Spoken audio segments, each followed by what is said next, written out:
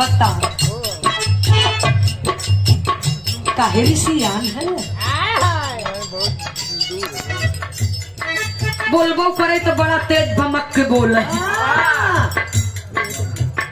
तब दुल्हिया कहे और रतिया में हमारे नया भैया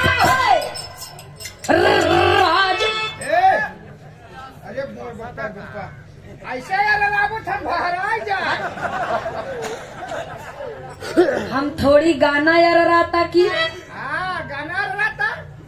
तोहरे का समझ में आवता गाने तो है रात को अगला तो गिर जाए भैया खुद गिर जाए भले बहराई जाए हाँ लेकिन ढोल ओल लेके जिम जाए सामान न गिरे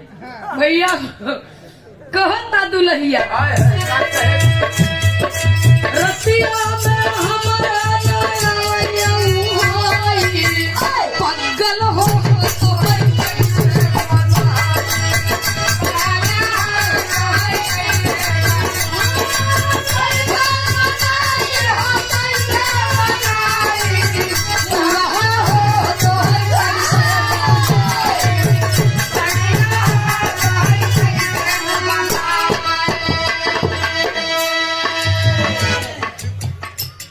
बड़े भैया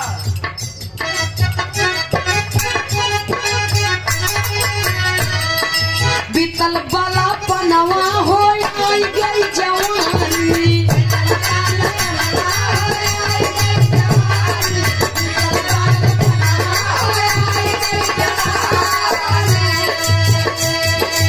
एक दिन राजा जी जब बुढ़ाई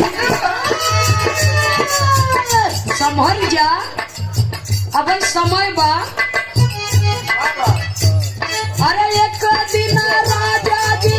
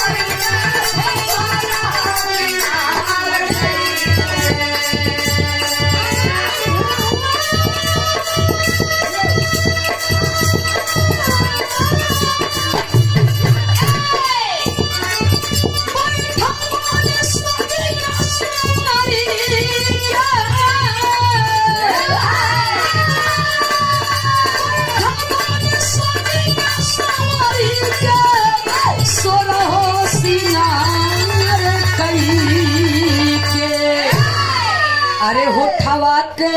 ललिया, होठवा के ललिया